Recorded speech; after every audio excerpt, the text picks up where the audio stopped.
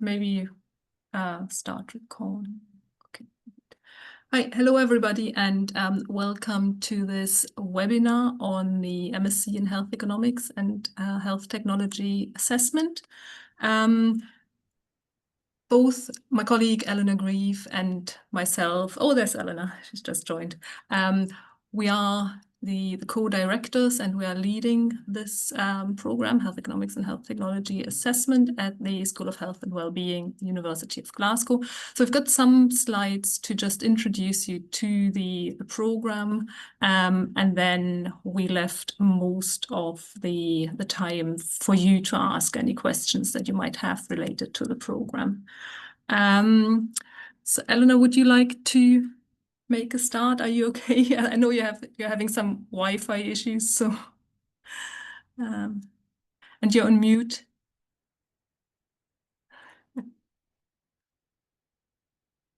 Can you hear me? Yes, we can hear you okay. Yeah.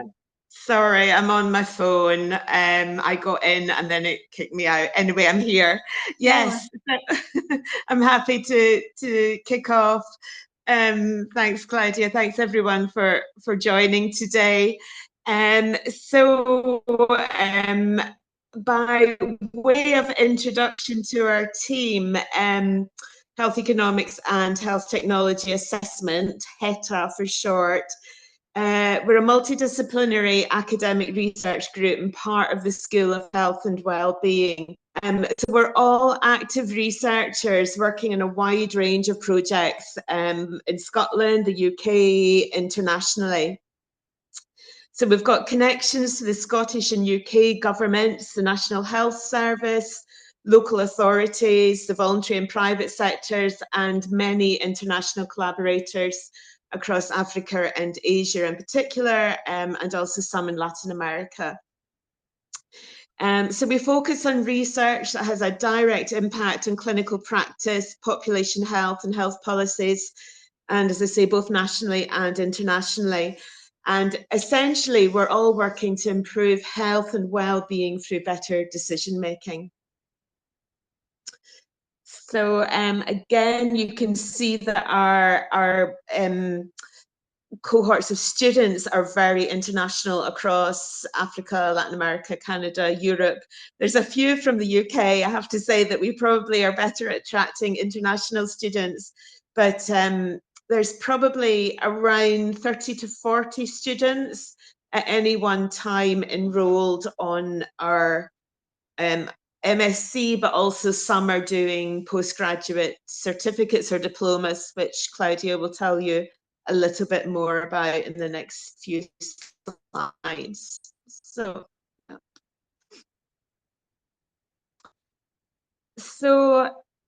why study with us? Our MSc in Health Economics and HTA is broader than, for example, if you wanted to just focus on an MSc in Health Economics alone. We include, for example, teaching on economic evaluations, medical statistics, and qualitative research and evaluations. And so this is very much reflected in our learning outcomes. So I think that's on the next slide. We've got learning outcomes across our program. And so I'll let you read that. I should mention too that on some of our courses, in particular the Health Economics for HTA module, which is one of our core modules, we have a lot of students from other MSCs across the university joining alongside our own MSc students. So it becomes a good diverse mix of backgrounds and disciplines. So for instance, we get a lot joining from the MSc in global mental health or global health or precision medicine. So there's a lot of diversity and range and good mix across the student backgrounds. And yeah, so we want our teaching to appeal and be useful internationally and promote inclusivity to a diverse range of students, both geographically and from a range of different backgrounds.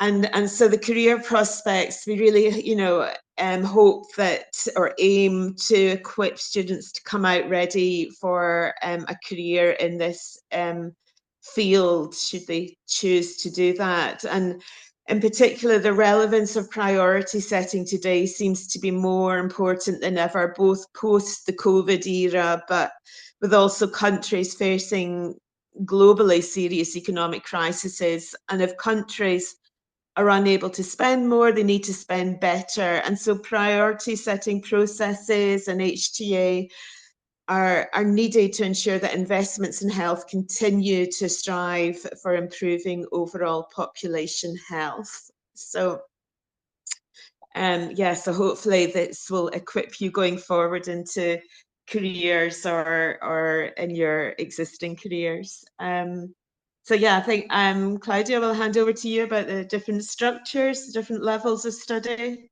Yeah, no, thanks, Eleanor, for kicking us off. Yeah, so as Eleanor mentioned, we offer 3 different programs. So we offer a postgraduate certificate, a postgraduate diploma, and then an MSc, and they all have different requirements in terms of the number of credits, core courses or optional courses that you would need to undertake.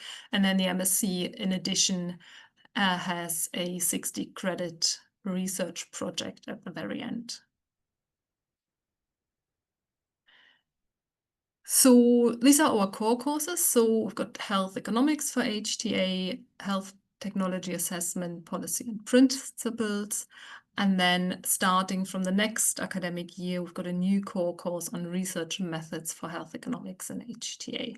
And then, as I said, if people are undertaking the full MSc, there's the project dissertation at the end. So we also got quite a wide selection of optional courses, and depending on where your interests are, it might be more quantitative or kind of more qualitative, then you can choose which optional courses you would take. So we've got health technology assessment in a global context, which Eleanor is leading. Got real-world data and healthcare decision-making, which is one of my modules, and which kind of focuses on what it says on the tin. So how to use evidence from kind of observational data rather than randomized clinical trials to help us support decision-making in healthcare. We've got decision analytic modeling and early HTA at the moment, which very much focuses on early HTA and how to assess these interventions. We've got choice experiments, so the use of discrete choice experiments for health economics, survival analysis or time to event analysis for health technology assessment, qualitative research methods. And we've got a course on maximizing the value of clinical trial data. So this is a course that's kind of slightly different to the delivery of the other courses, who are kind of delivered over a 10-week period. But this one at the moment in particular is delivered kind of in a more condensed version over 3 weeks with 3 days per week from kind of 10 till 1. And the other courses they use, and I'm going to talk about this in a moment, use kind of a mix of recorded lectures and kind of live lectures or Q&A sessions. So this one is an online course, but it's live. And then we've got statistical methods for HTA and evidence-based medicine. So I mentioned the research project for students who are interested in the MSc. And these are just some examples, and I can leave you to read them through, of projects that students have undertaken in the past. And that's just to give you a flavor of all the different methodologies that are involved, kind of different disease areas. So what we find is that students, most students undertake our MSc part-time, so while they are working. And they quite like to choose a topic that is related to their work or inspired by their work to make it kind of really useful and meaningful to them.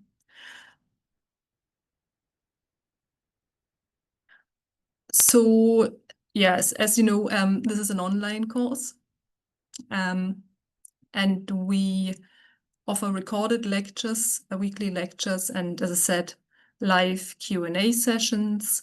There are weekly discussion forums where we encourage students to post their thoughts to either exercises or things that came up during the lecture, and to generally engage with their peers and fellow students. We try and make it very interactive, using video and audio, provide journal articles, access to the library and relevant books and other resources. We also quite like, because it's not usually not a huge cohort, so we quite like to be in touch with our student on a more kind of personal basis. So we kind of try and foster that by inviting them through seminars that we are running within the team.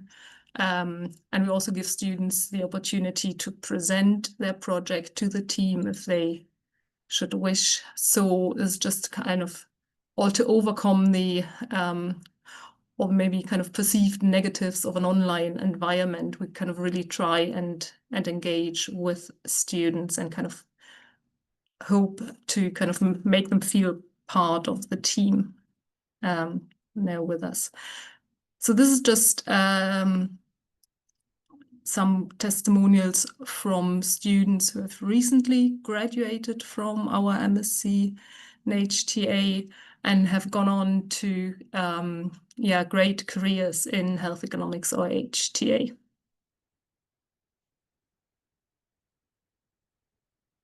And finally, just to give you an idea of all the different outlets and social media and kind of newsletters that we produce, where you can find information about the research we do, about the team.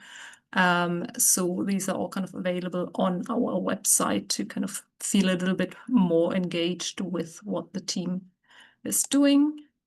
And yes, I would quite like to give you a chance to ask as many questions as you wish, and make the most of the time that we have. So I think I better stop to share so we can see people on the screen. Okay, yeah, that's better. Yeah, so you can either type your question in the chat, or you can just either raise your hand or just speak. So can I ask?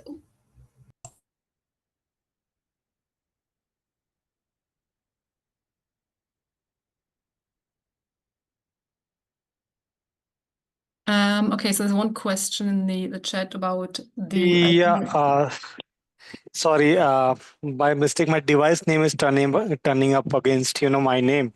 Okay. But my name is Jagrut, and I'm from India. Hi, nice to meet you. Hi.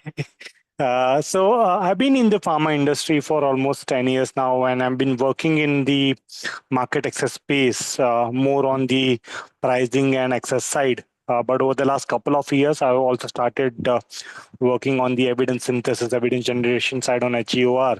And your course, it seemed very inviting, because I wanted to also get some sort of formal training, because I don't have any on the HEOR side.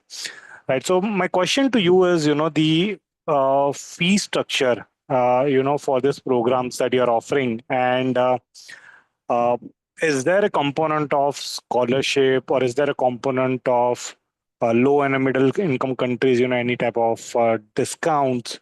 Yeah. I would like to understand that more from you. Yeah, we would love to be able to offer a discount for low and middle income countries, but unfortunately the fees are set by the university. We can, we do have a list of available scholarships, Eleanor, don't we? Somewhere. So this is something that we could provide you with, but unfortunately, there's no discount for low and middle income countries. Okay, and so what is the fee that we are looking at for these courses? So the PG, yeah. So for the full masters, it's currently £15,000. So it's I think it's £1,660 per 20 credit course. Yeah, and I think my colleague just kind of put a link in the chat. Okay, and so what's given on the link is the most updated, right? There's nothing else other than that. Yeah. So if you click on the link, you can find information on fees and funding. Fair enough. I've been there, but I just wanted to still confirm that it's not outdated, and I'm not looking at something, then which is not the most current. Yeah. No, thanks for that. I'll go and check it out. Okay, thank you. Yeah.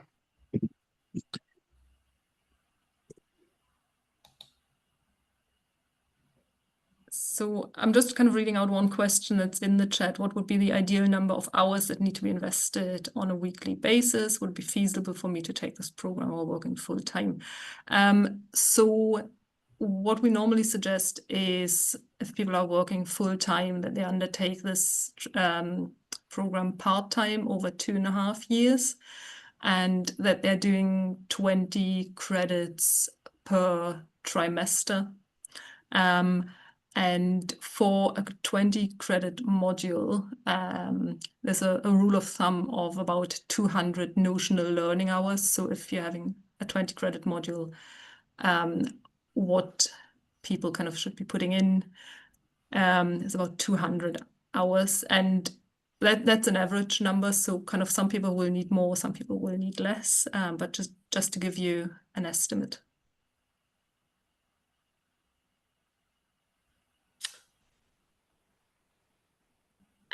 I can see that there's a question on being asked to elaborate on opportunities to network with other students and professionals in conferences or in-person events. So I would say that we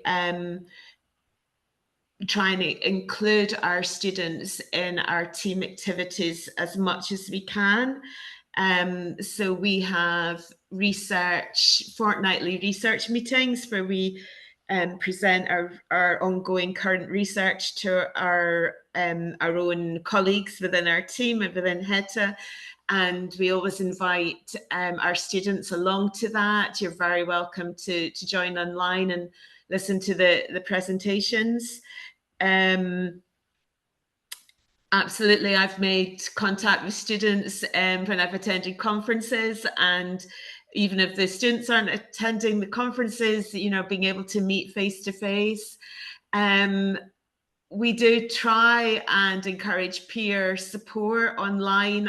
We're aware that a lot of students maybe online are quite focused on their work and their family commitments, and that's why they do it online. And so some students want to engage and some others less so. So we try and find a balance where we can provide support. And our colleagues in digital education have regular kind of coffee catch-ups with people that are doing their dissertations.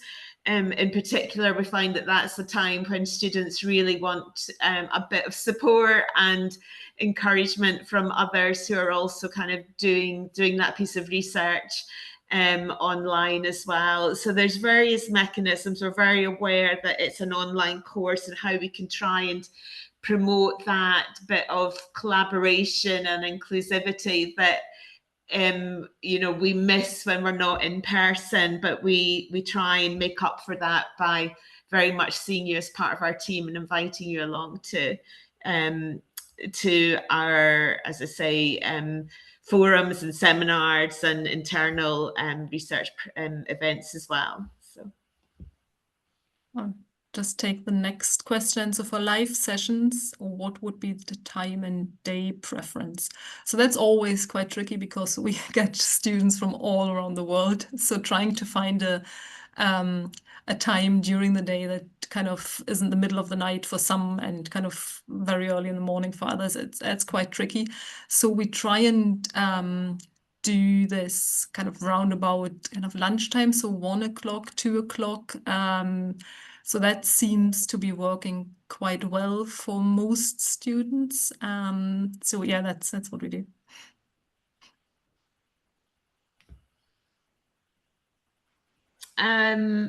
Yeah, and then what's the next date of intake for the postgraduate certificate?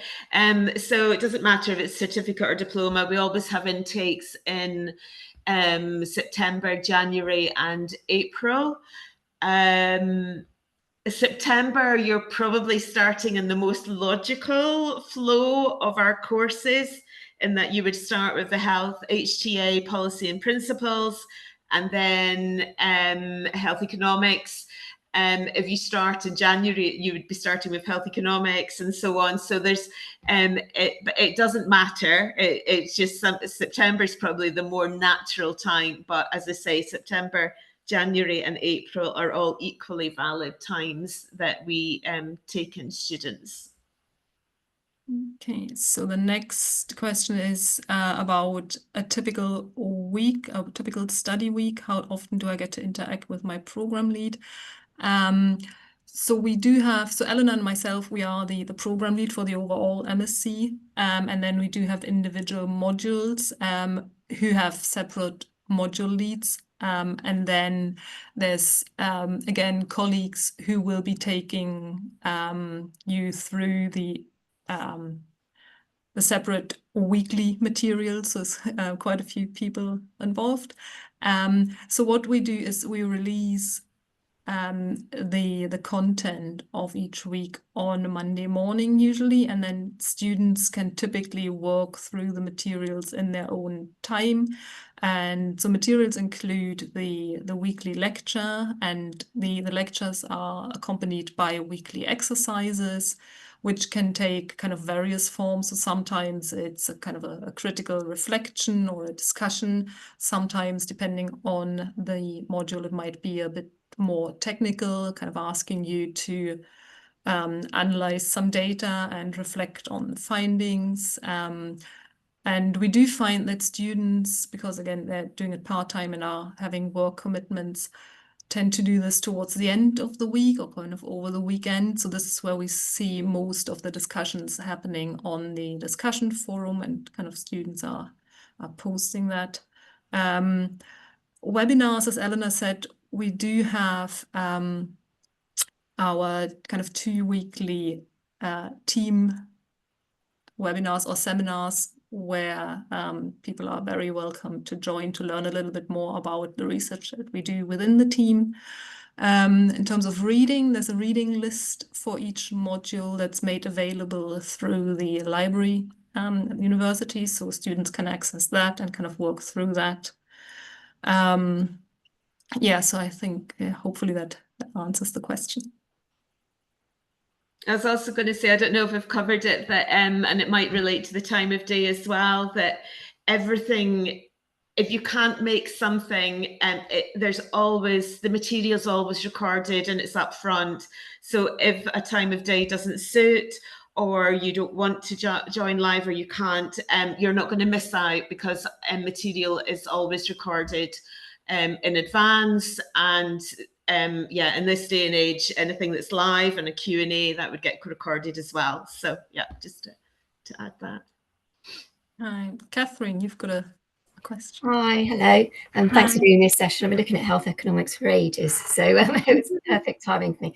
I've got a couple of questions. Some of them you've answered already, because obviously I'm doing it, looking at doing it working full time as well. That's great that you can just record all the sessions, so it doesn't impact you if you can't make something. Because my question was around, I assume they're not always held on the same day, because you're merging with other groups and courses as well. So that's really good.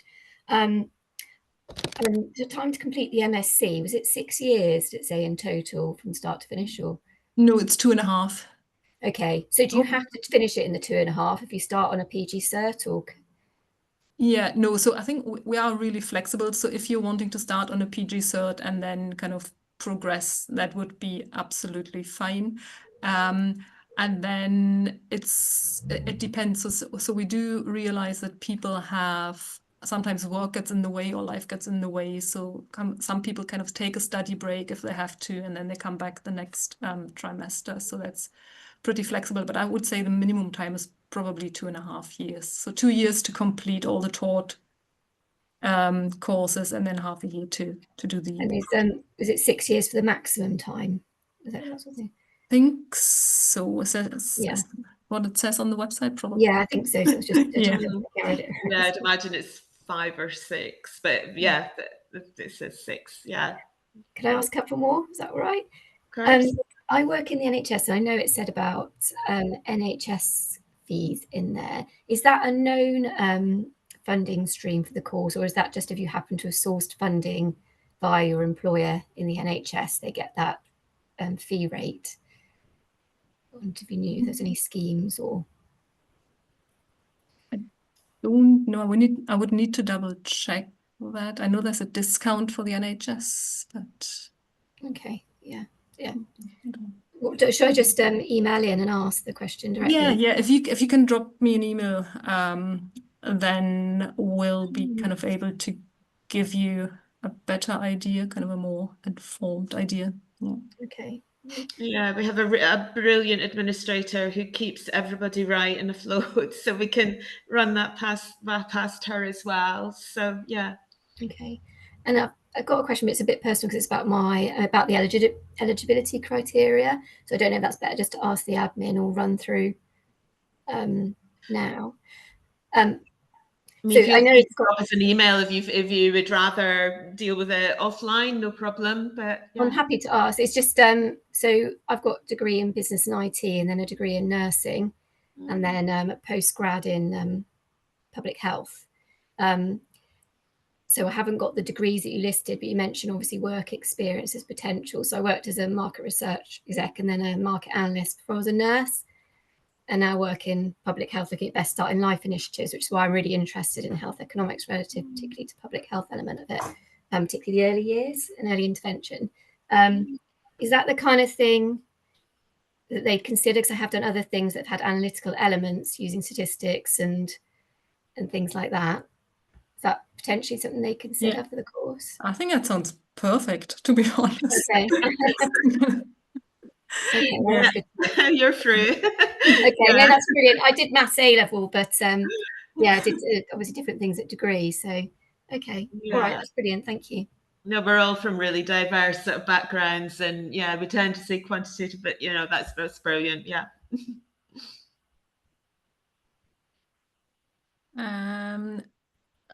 So there's another question in the chat. Is it possible to start with a PG cert and then build up to PG? Yeah, so I think there was kind of a similar question that Catherine was asking. So that is possible, yeah. I think there was a question before that, and I'm just checking that you can access it about any preparation before starting. I mean, no, in short, you don't need to. But if you wanted to look at the reading list, our reading list should be accessible online without having to access it as a staff or a student member. I'm just trying to. It should all be online. So there is, if you search on our Glasgow Uni website for reading lists, and you can type in the masters, or you can type in individual modules, and it should come up with a reading list to give you an idea of what we're looking at.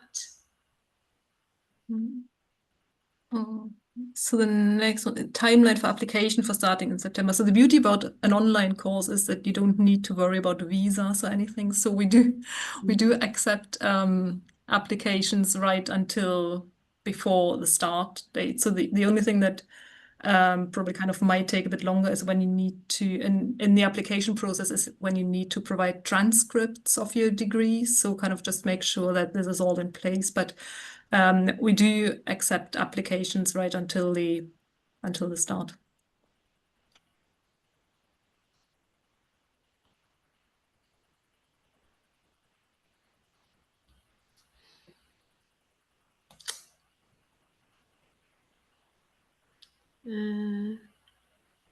Can't see anything else. If we've missed something, please just shout at us.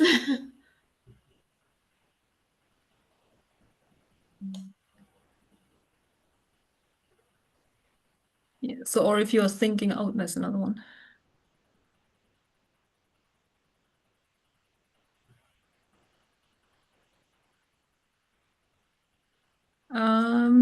Not had this question before. So are virtual students able to access the same educational resources and careers resources as full-time students? Yeah. If I think that's available to all of the students, so we don't really distinguish between our online programs and the on-campus programs in terms of access to these support services. Yep. Mm-hmm.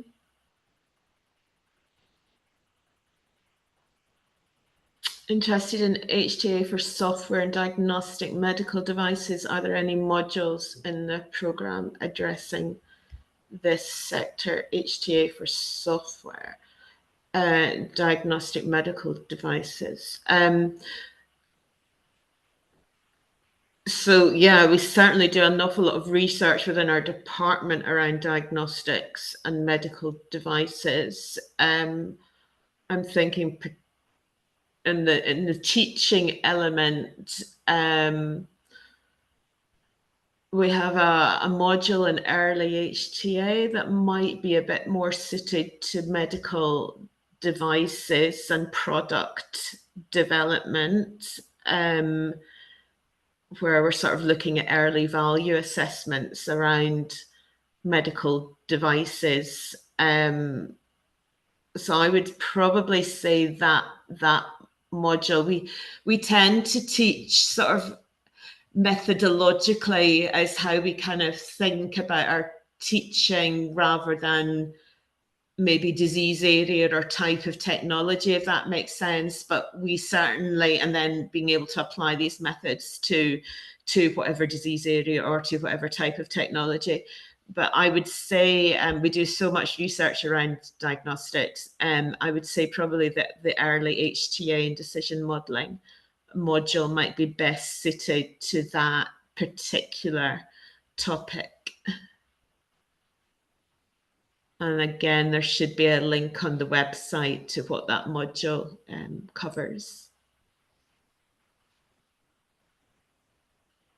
And it's taken, actually, that particular module is shared with Radboud, I can't pronounce it, in the Netherlands. So we do shared teaching with them, and they've got a huge amount of expertise on early HTA and product development. So, yeah.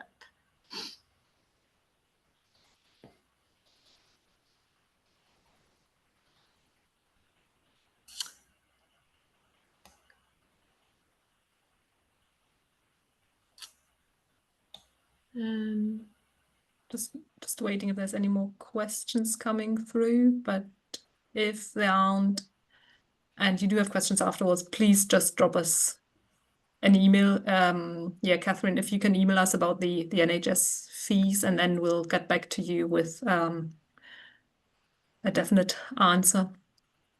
And then, likewise, anybody else who has any questions afterwards, just send us an email and we're happy to help.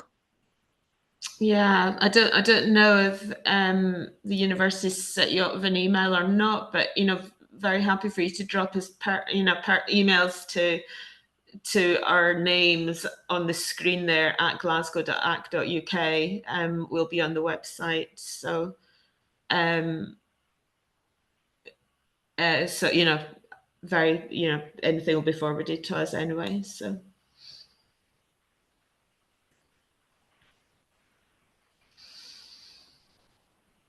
Yeah. Okay. Oh, great. Yeah, good to see some of you, and good to see you're interested in the program. And yeah, just let us know if we can be of any further help. Thank you. Thanks very much for joining. Thanks. Thank you. Thank you. Bye. Bye. Bye. Thank you.